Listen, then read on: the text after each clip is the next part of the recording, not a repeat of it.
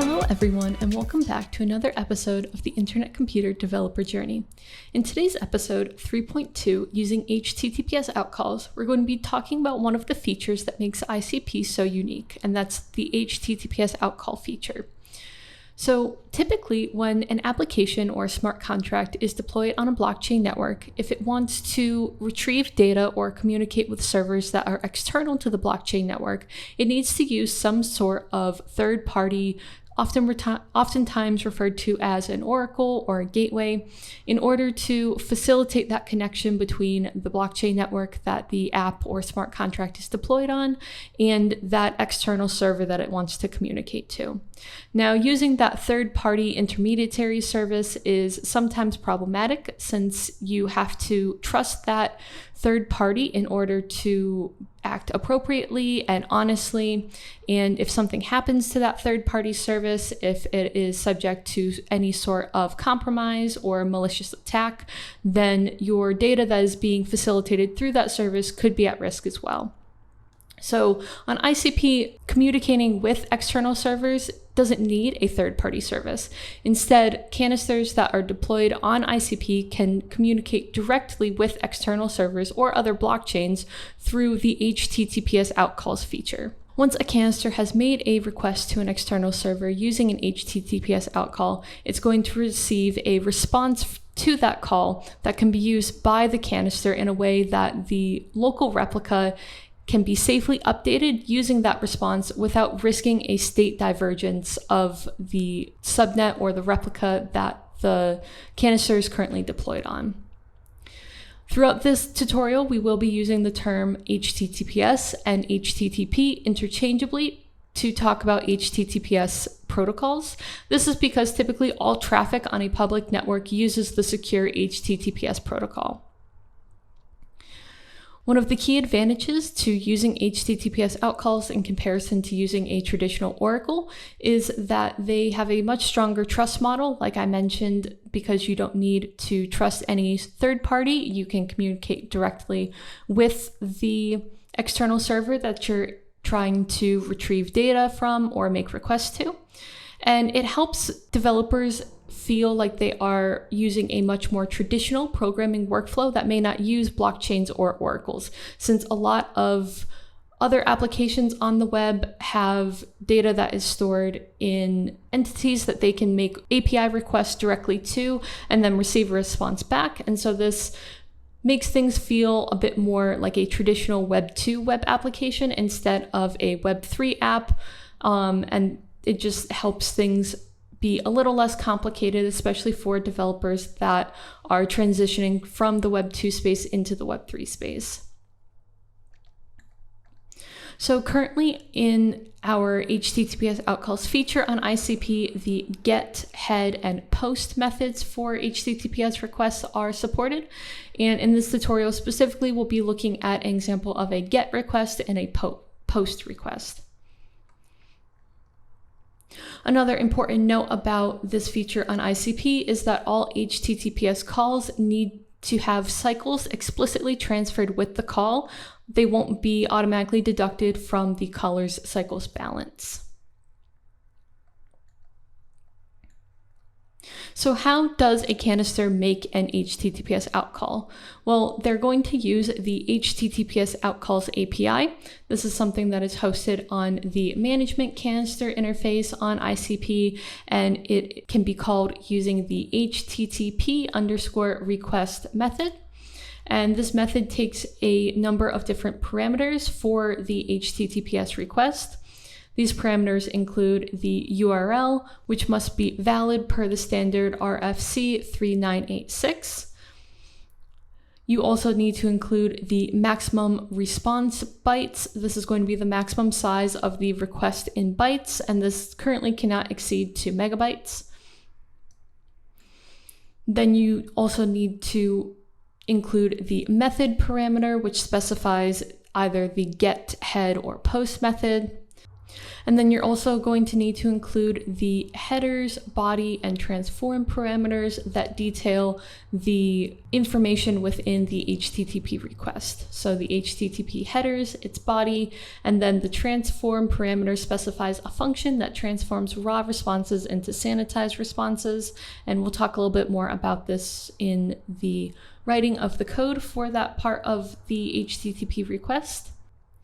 Then when a canister receives the HTTP response to their HTTP request, it's going to include the status, which is going to indicate if the call was successful or if it failed. It's also going to include the headers and the body of the response.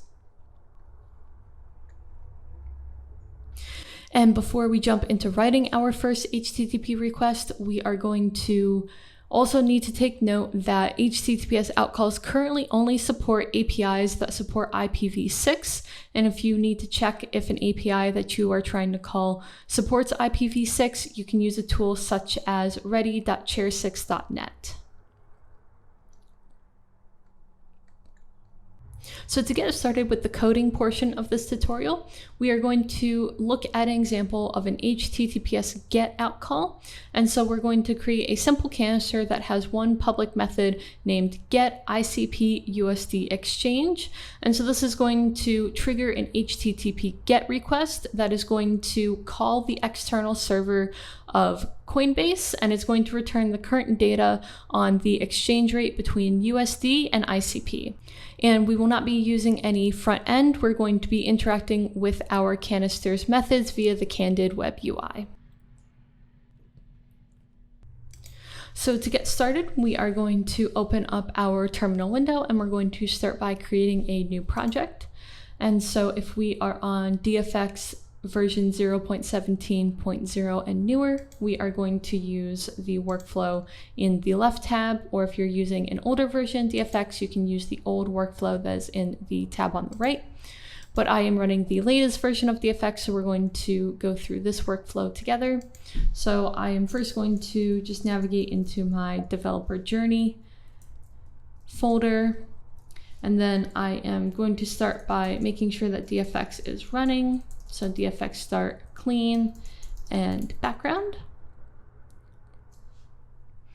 And that will just take a minute to get all of the DFX processes running in the background, indicated by that background flag.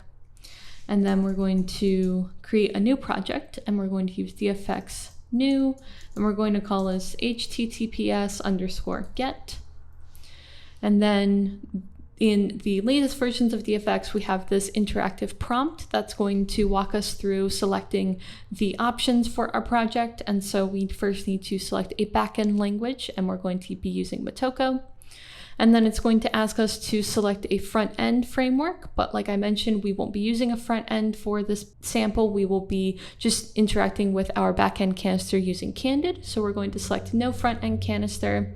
And then we aren't going to be using any of the extra features that are available to us here, such as internet identity or Bitcoin. So we're just going to hit enter, and we're going to see our successful output here that indicates we can navigate into our new folder. So we're going to use cd and then HTTPS_get, and that's going to put us in our projects folder.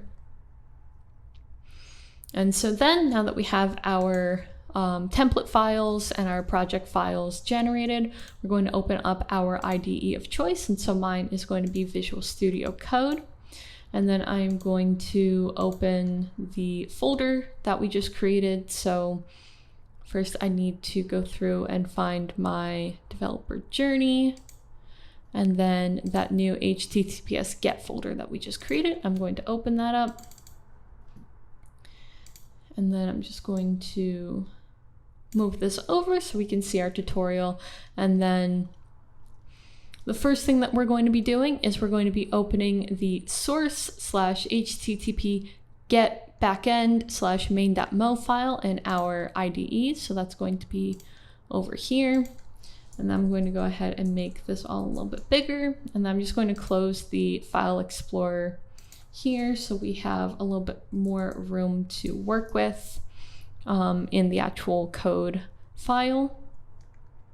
And we can see that we have the default hello world code in our main.mo file. So I'm just going to remove all of that since we won't be using any of that in this tutorial. And then we are going to insert a wide range of different imports for our different packages from the Motoko base library that we'll be using. So first we're going to import debug from mo base debug. We're going to import blob mo base blob. Import cycles. So all of these are going to be from the Motoko base library.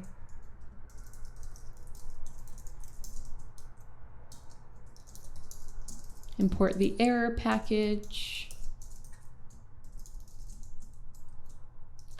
Import the array package.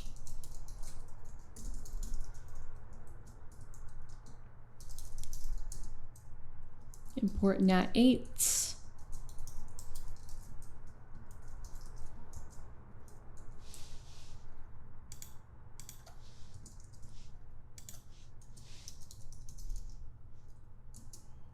Import nat64.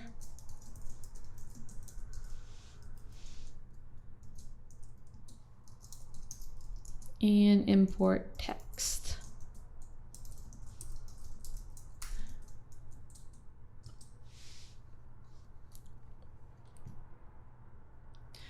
And then lastly, we are going to import types.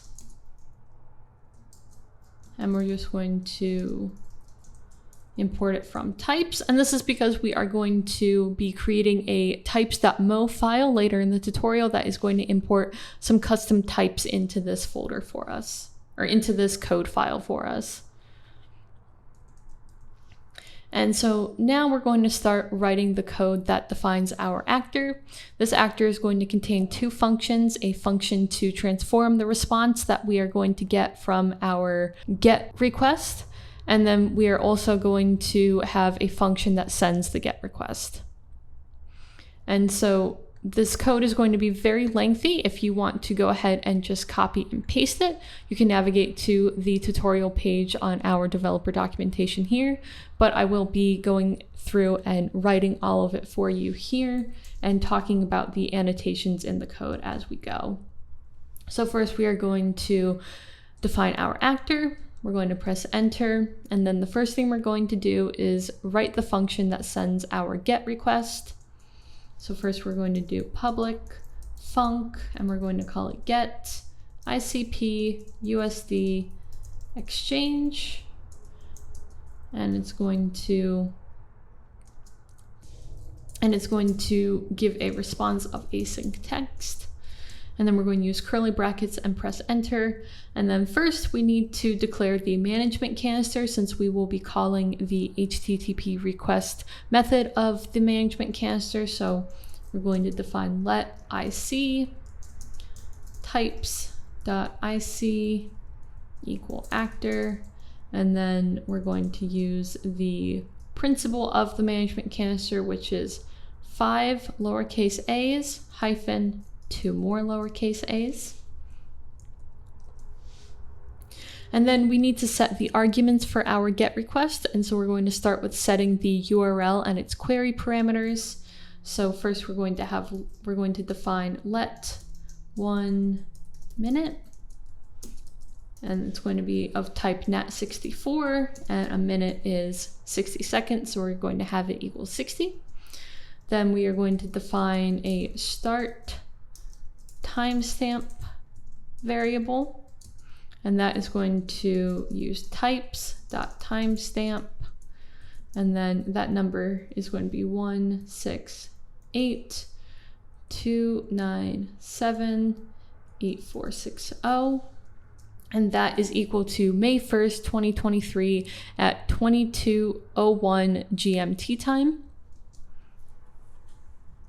Then we are going to define the end timestamp, and that's going to also use types.timestamp, and then that's going to be the value of 168.297.8520. And so that is equal to May 1st, 2023 at 22:02 GMT time. Then we're going to define the host variable as type text, and this is going to be the API URL that we are going to be calling. So this is going to be api.pro.coinbase.com. And then we're going to define our URL variable, and this is going to be a very lengthy definition, and so I am just going to copy and paste this, and then we'll talk about the different portions of it. But it's going to define the URL that our HTTP request is going to send our GET request to, and so this URL is going to start with HTTPS:// and then it's going to insert the host variable, and so that's going to be this api.coinbase.com. And then it's going to use the URL path of products/ICP USD/candles $start equals, and then we are going to insert the start timestamp, which we are translating from the data type that it's set of NAT62 to text. And then it's going to include the end timestamp of NAT62 to text, start timestamp. It's going to have the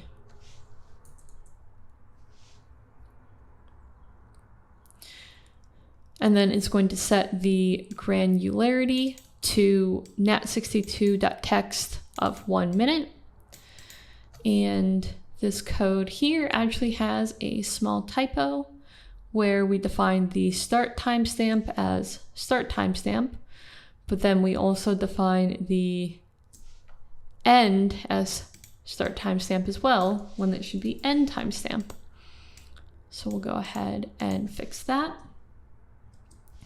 And now we want to create the headers for our HTTP request. So we want to define let request headers equal, and then we're going to use square brackets, and we are going to set name equals host, value equals our variable host, and then we are going to have it be port 443, which is the HTTPS port. Then we are going to define another header. Name of this header is going to be user agent, and then the value of that is going to be exchange rate canister. And then we will close our square bracket and close it with a semicolon. Now we need to define a function that transforms the request's context from a blob data type to an array data type. So we will define our let transform context types dot transform context equals function equal transform context equal blob dot from array, and then we need circle brackets and square brackets inside those circle brackets, and then close it with a semicolon, and then close all of that with a curly bracket. And then finally we can go ahead and define our HTTP request. So let HTTP request types.http request args equal curly bracket, enter. The URL is going to equal our URL variable that we set up here. So it's going to be this variable here. We're going to set our max response bytes equal null. This is optional. If this is set to null, it's just going to set it to the maximum, which is 2 megabytes. We're going to set our headers as our request headers that we set in this variable here. For our body, we're going to have that be null. This is also optional for our get request. We're going to define our method as get. And then we're going to define our transform function as transform context, which we defined here. And then we are going to close that with a curly bracket and a semicolon. And now remember that I mentioned all HTTP requests need to have cycles attached to the call in order for them to be sent. So now we're going to use cycles.add, and then we are going to add 20 billion cycles to our call.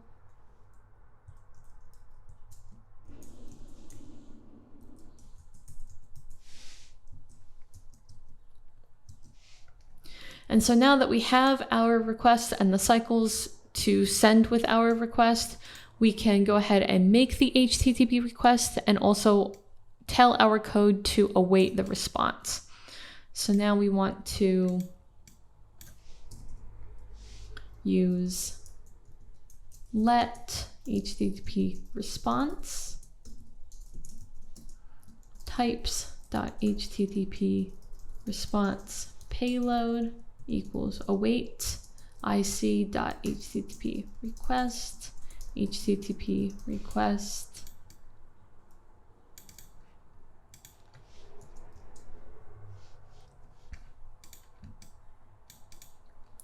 and now we have all of our code to go ahead and send our GET request and store our response in this HTTP response variable. But once we have the response, we need to decode it. And that is because the body of the HTTP response is going to come back as data type NAT8. And that's going to need to be decoded into a readable text that we can use in our code. So to do this, we are going to first convert the response of type NAT8 into a blob. Then we are going to use the function blob.decode UTF-8 in order to convert the blob into a text optional data type. And then we are going to use a switch function to explicitly call out both cases of decoding the blob into type text. So to do this, we're going to define let response body blob equals blob.from array HTTP response.body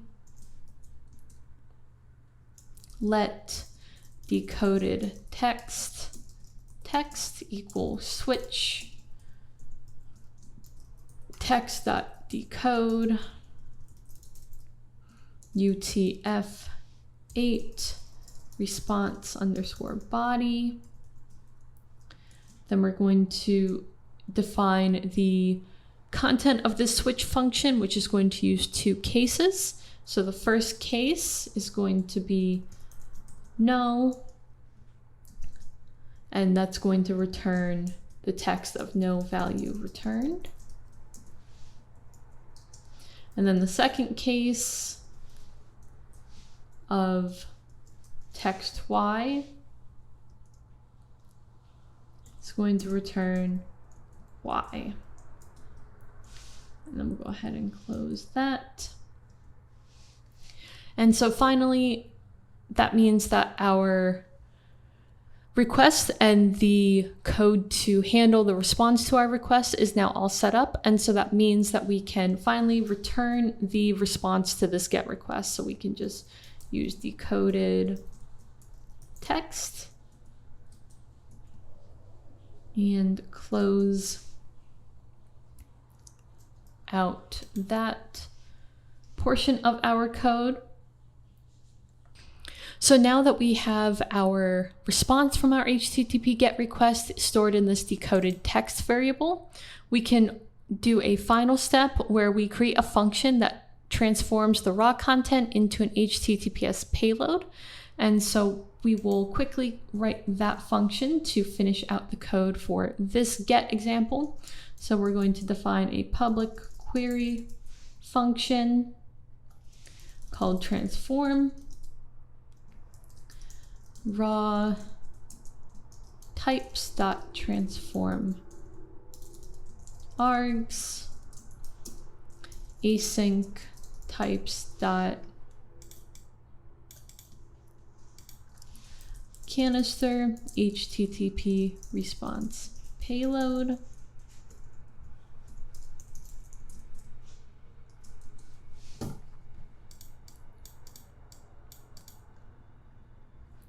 Then we're going to define a variable called transformed types.canister HTTP response payload equals curly bracket enter status equals raw.response.status. And so this status variable is going to contain the status of our GET request. So it's going to return and store the value of if it was accepted, which would be status 200, or if something happened and there was an error, such as an error 404. So if something wasn't found, that status code is going to be stored in this status variable. Then we're going to store the body of the response in this body variable. So body equals raw.response.body. And then we're going to store the headers of the response in this headers variable. And then we're going to define name equals content security policy. Value equals default source, default src self.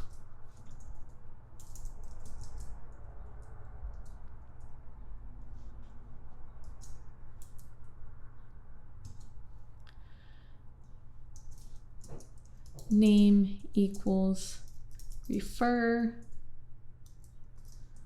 policy.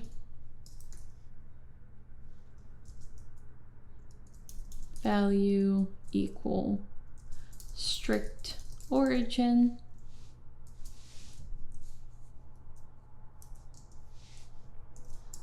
Name equal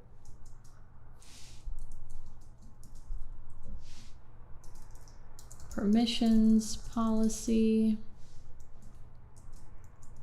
Value equal geolocation equal self.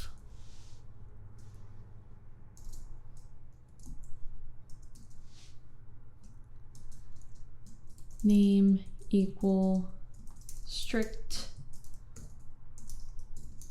transport security. Value equal max age equals 6307200. So this header specifically determines if the response is valid based on the age of the response, and so it defines a max age of the response in seconds.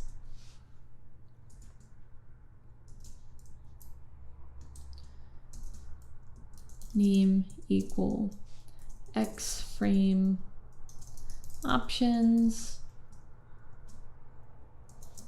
Value equal deny.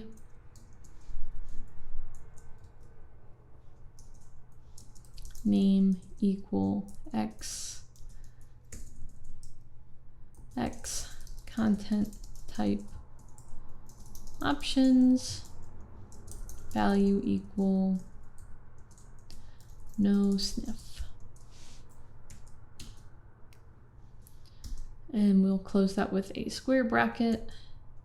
And then we will return that transformed variable that we've defined here. And then at the end, we've got way too many curly brackets and circle brackets, so we only need 2 curly brackets with semicolons.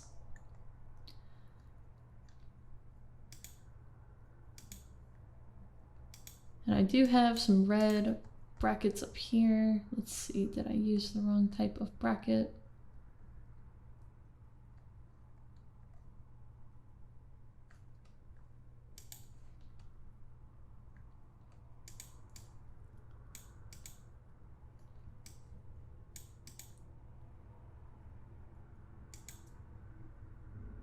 Oh, I have a wrong bracket in between these values here.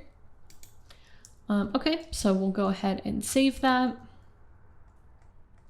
And so just as a brief recap, we start out by importing a bunch of packages from the Motoko base library. We define an actor that has a public function called get ICP USD exchange. It defines different parameters that we use in our HTTP GET request, such as defining the value of 1 minute, a start and end timestamp, a host URL, and then a full URL that has our query parameters within the URL. Then we define the headers for our request, a transform context function that transforms from array to blob. And then we define our actual HTTP request using the variables we defined above. We attach some cycles to our request. Then we define a variable to store the response to our request. And then we go ahead and decode the text from that response into readable text that we can use. And then lastly, we define a function that transforms the raw text from our response into the format of an HTTP response payload. So a couple important things to note about this code is that our function at the top here, this get ICP USD exchange, this is an update call. All methods that make HTTPS outcalls must be update calls because they all go through consensus, even if the HTTP outcall is a get, so it's not changing the state of the canister. Another thing to note is that this value of cycles that we've attached is typically enough for GET requests, but this may change based on your personal use case. So this number is going to vary based on your application of this code. And we imported this custom types file, which we haven't created yet. So we can't run this code yet since it's not going to be able to find these types that we use throughout the code since they don't exist in our project yet.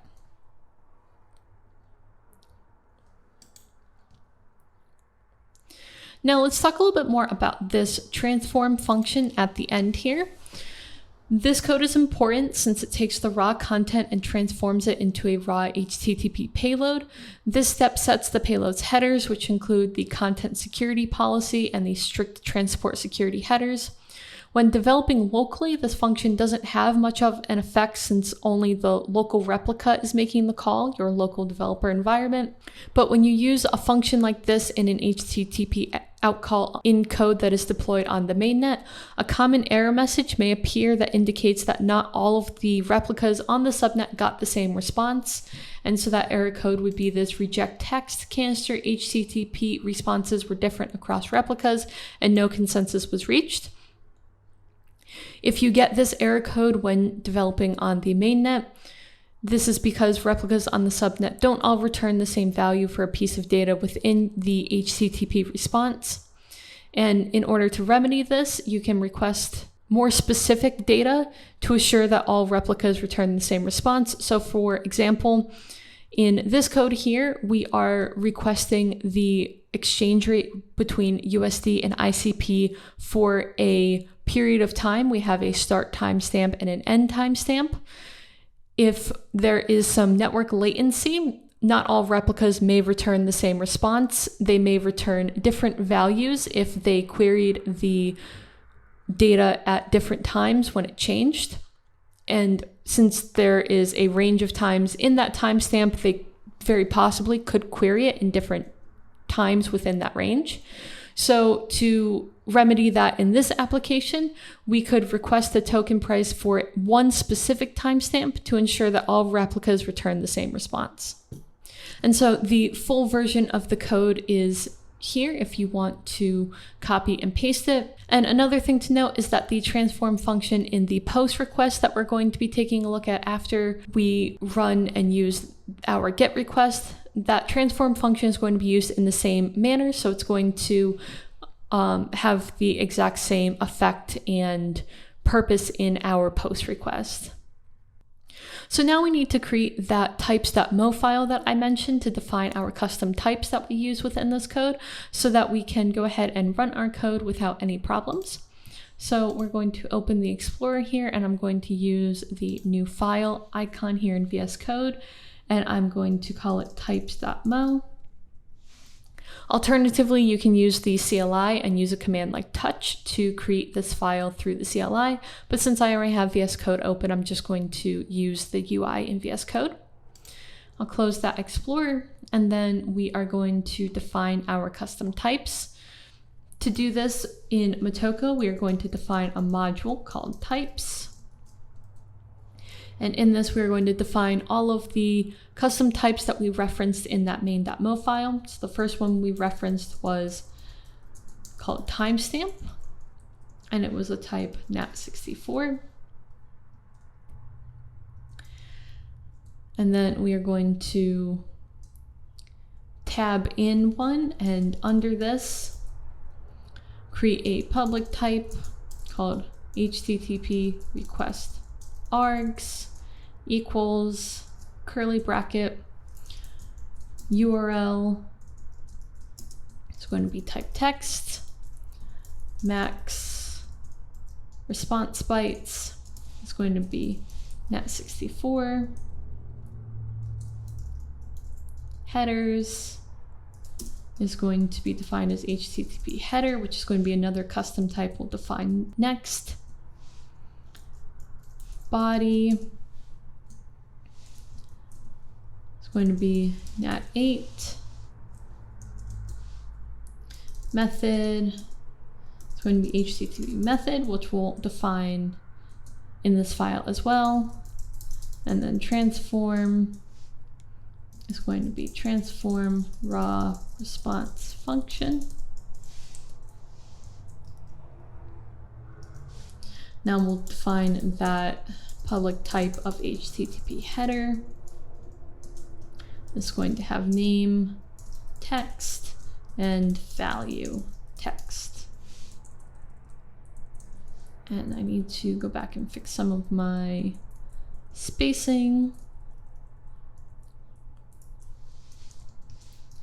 Then we'll define public type HTTP method. This is going to be get, post, and head.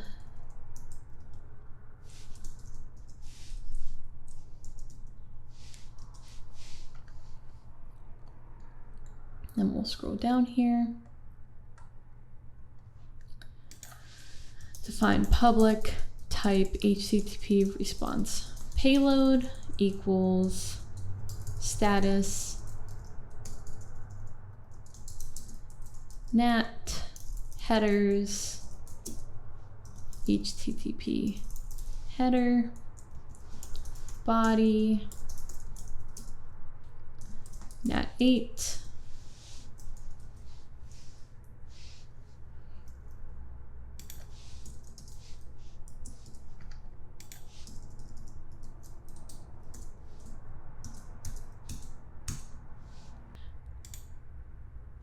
Next, we're going to define a public type called transform raw response function. And this is because HTTPS outcalls have an optional transform key. And this type, along with transform args, is going to help describe that transform key. The transform function is going to be able to transform the body in any way, and it's also going to be able to add, remove, or modify headers. And it's also going to define a function called transform raw response, which we saw above. So we are going to go ahead and define public type transform raw response. function equals function shared query transform args async HTTP response payload context blob, and then we're going to define a type that defines the arguments that the transform function needs. So we're going to define public type transform args equals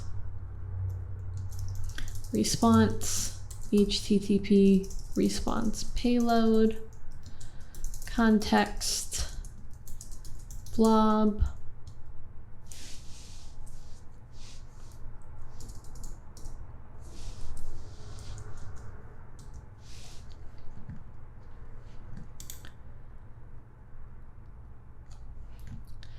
and then we are going to define public type canister HTTP response payload equals status nat headers HTTP header body nat8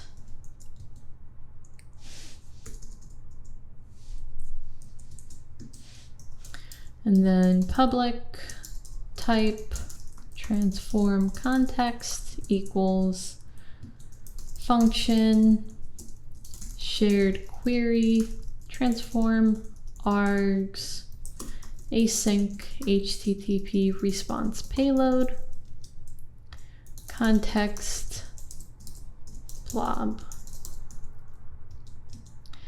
And then lastly, now that we have all of these types defined, we are going to declare the management canister.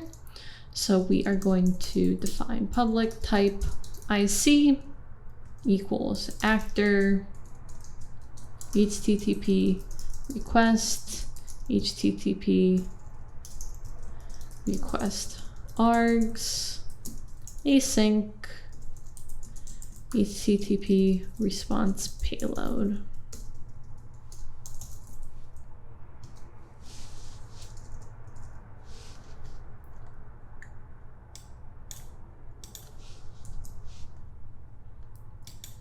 And I have an extra bracket, so then I will save that file with Control S. So now we can see if our code works. So we're going to open up our terminal window and we're going to still be in this HTTPS get folder.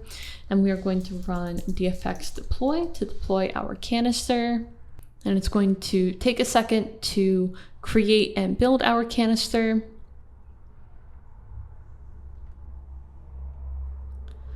And it looks like I have an error. So here it says that I have an error in main.mo line 21. And if I go over to my file here, we can see I am missing a semicolon after this text definition. So now if I save that and I run dfx deploy again, I have another error on line 24, unexpected token. So here it's getting a semicolon and it didn't expect a semicolon. So let's see, line 24. And if I take a look at the code here, it should be a comma, not a semicolon. And that's the same with the following line. It should be a comma, not a semicolon. So let's fix that and save that. And again, on line 66, it's going to be over here and it's going to, let's see, be here on line 66. And then it's also going to be these here. It looks like everything else is semicolons though, so let's save it and let's try one more time. And now I've gotten a different error. Failed Field from array does not exist in type. So this is on line 30, and this looks like it's going to be a capitalization error. Yes, this should be lowercase from array. Let's run it again, and another error on line 44. Well, on line 40, we're getting operator may trap for inferred type NAT, and then on line 44, type error unbound variable away. Okay, so let's look at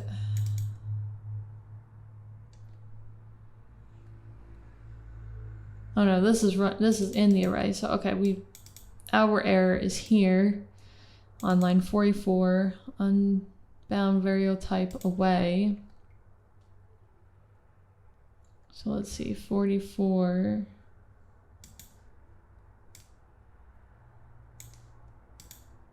This is probably supposed to be await, isn't it? Yes, it's supposed to be await. Okay, save that and try again. And let's see, cannot use transform before transformed has been defined. Oh, and here I am missing this bracket. All right, save that and deploy, and now it should work. Okay, so we just had to fix a couple typos across the board. And now we have the URL for our canister, so we'll open this in a new tab. And now we can go ahead and send our HTTP GET request. So if we hit call, it is going to wait for a response, and here is our response data. And then if we wanted to transform that response, we could go through the process of using our define transform function. But for the sake of this tutorial, we will move right on along into using and creating a post function that actually posts some data. So for our HTTPS post example, we are going to create a simple canister that has one public method called send HTTP post request. And this is going to trigger our post request to a public API service where the HTTPS request can be inspected, and you can inspect the request's headers and validate that it reflects what the canister sent. A few important notes on HTTPS post requests before we get started is that since all HTTPS outcalls go through consensus, it is expected that any HTTPS post request may be sent several times to its destination. This is because it's common for clients to retry requests for a variety of reasons. It's also recommended that your post request adds the idempotency keys in the header of the request so that the destination knows which post requests from the client are identical. And developers should be cautious using these keys since destination servers may not know how to understand or use them. So to create our HTTPS outcalls post request, we're going to open up our command line and we're going to navigate back into our developer journey folder, and we're going to use DFX new, and we're going to create a new project called HTTPS _post, and we're going to select the same options we selected for our GET request. So we're going to select Motoko for the backend language, we're going to select no front-end canister, and we are going to select any additional features, and then we're going to navigate into that new post folder in the CLI, and then we're also going to go ahead and navigate into that folder in our IDE. So open folder, and then I'm going to select that post folder. And so this is going to look just like the way we started our GET request. We are going to insert the same, or we are going to import the same packages from the Modebase library. And so I am going to just go ahead and copy and paste these since they are exactly the same as our GET request. And then we're going to use the same exact transform function that we used in our GET request, and this time it's going to be in the top of our code, just because that is easier for us to copy and paste it in the beginning since we just used it in our GET request. So I'm just going to copy and paste this in as well, since it is redundant to go through and write that out again in this tutorial video. But you do want to make sure that you are first creating your actor at the top before you insert this transform function. But so then I'm going to go ahead and just get started on the new portion of code for our post request. So first we're going to define a public function called send HTTP post request async text. And then we're going to start this off in the same way we started off our GET request by defining the management canister. So let IC types.ic equal actor. And it's 5 lowercase a's with a hyphen and 2 more lowercase a's for our management canister principal. Then we're going to set up the URL and its query parameters. And this example is just going to use a free API called putsrec.com. So we're going to have let host text equal putsrec.com. And then our URL is going to be HTTPS putsrequest.com. And then we have a string of random characters that I'm just going to copy and paste to make sure that I don't have any typos. And then we're going to prepare our headers, and we are going to include those keys that I mentioned. So let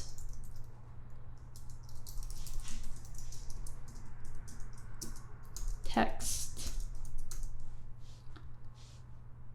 Did I spell this wrong?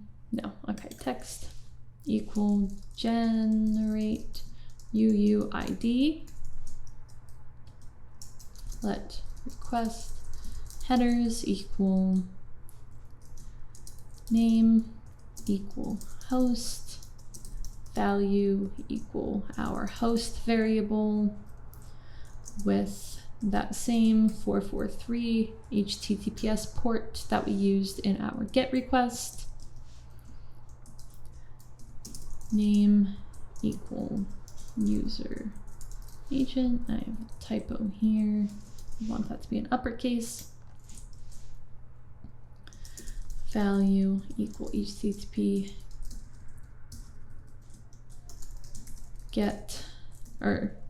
post sample. Name equal content type. Value equal application / JSON.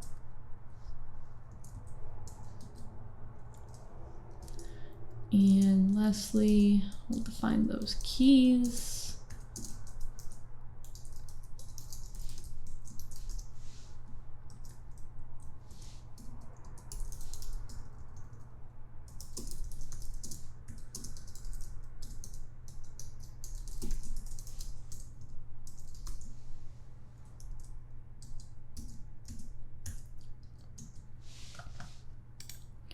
And so now, because the request body is going to be an array of data type NAT8, we are going to write a JSON string that converts text optionals into a blob, and then convert that blob into an array of NAT8. So first we are going to define, well, first we need to close this out with a semicolon. And then we will do let request body JSON text equal, and this bit here is a JSON string that I'm going to copy and paste since it has some special formatting to escape the double quotation marks in it. So I'm just going to go ahead and copy and paste that. But what this is it's defining two fields, name and force sensitive, and name is going to store the value Grogu and force sensitive is going to store true.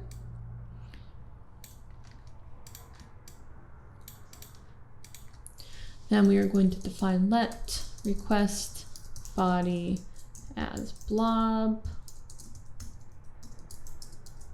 blob equal text dot encode UTF-8 request body JSON, and then let request body as nat8 type nat8 equals blob dot to array request body as blob.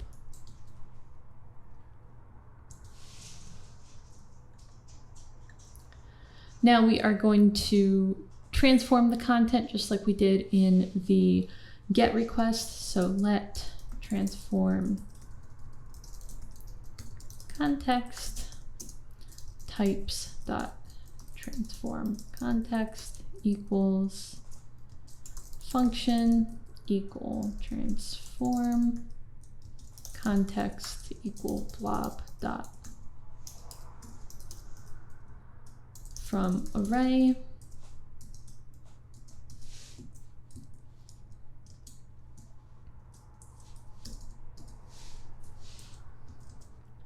and now we're going to write our post request. So let HTTP request types.http request args equal curly bracket. URL is going to be our URL variable. Max response bytes is going to equal null. So this is also optional for post requests. And again, if it's set to null, the max is going to be the default maximum, which is 2 megabytes. Our headers are going to equal our request headers variable. Our body is going to be request body as nat8. So this variable that we defined up here, where we transformed our blob to an array. Our method is going to equal post, and then we'll define transform as our transform context that we defined up here, just like in our get request.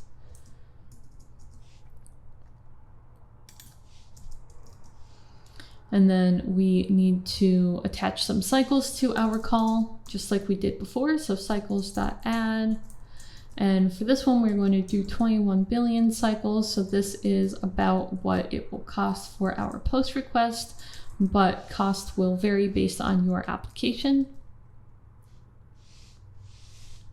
And so now we can go ahead and define our HTTP response. Response payload equals await ic.http request HTTP request. And then just like in our get request, once we have the response to our out call, we need to first store it in a variable, and then we need to convert it and decode it. So we're going to have let response body blob equal blob from array from HTTP response.body.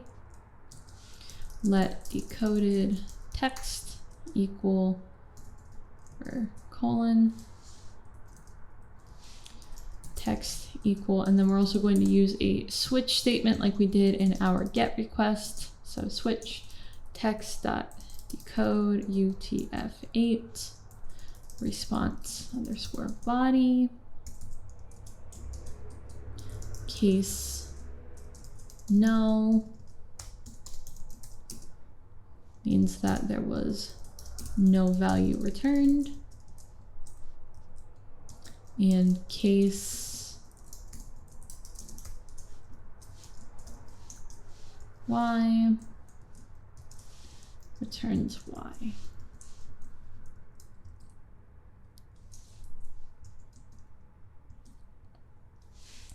And then finally, we can return the response of our body. So let result text equal decoded text.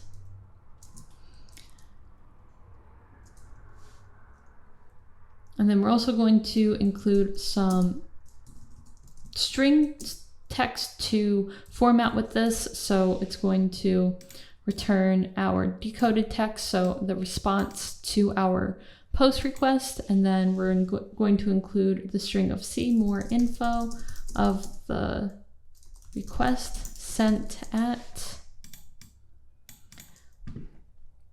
and then we are going to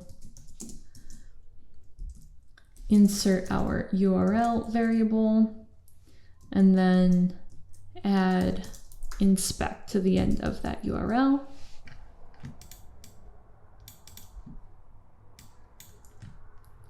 And then we are going to return result.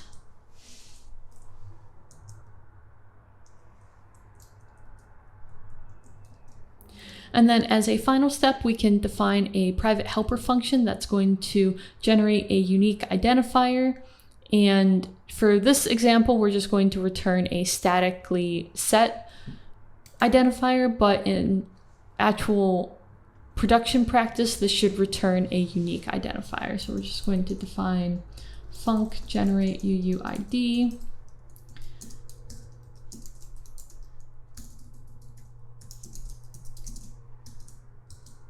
And then we're just going to do UUID 1, 2, 3, 4, 5, 6, 7, 8, 9.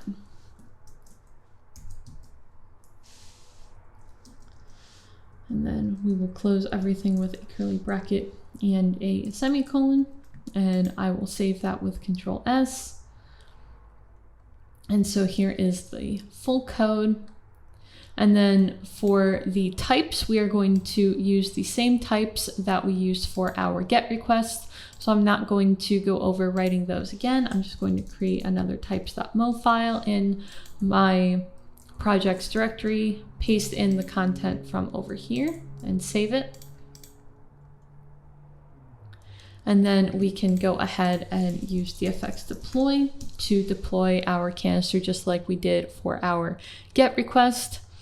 And of course, we are going to have some more typos because that's what happens when you are writing it instead of just copying and pasting it sometimes.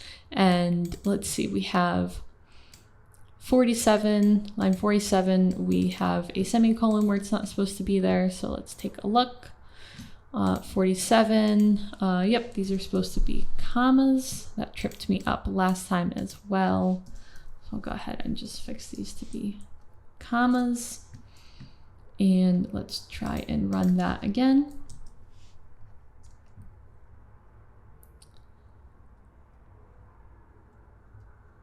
And it looks like that was my only typo this time around, so that's good. And we can take the URL and go ahead and open it in a new tab. And we can call our send post request function. And it says, hello Grogu, see more information on the request sent at this URL here. And so we can go ahead and open that in a new tab to inspect our post request. And we can take a look at the information that was sent. And we can see that our JSON content that we defined in our request over here, in our request body JSON, Grogu and force sensitive, we can see that that got passed correctly.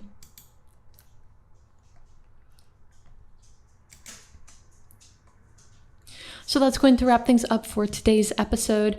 If you enjoyed today's episode, be sure to like and subscribe to the DFINITY YouTube channel to stay up to date with all of the episodes of the Internet Computer Developer Journey. The developer documentation for this tutorial can be found in the description of the video below, as well as links to our developer forum and our Discord server in case you have questions or want to go through your developer journey with other developers who are also on their developer journey. Be sure to tune in next week for the next episode of the Internet Computer Developer Journey. Take care.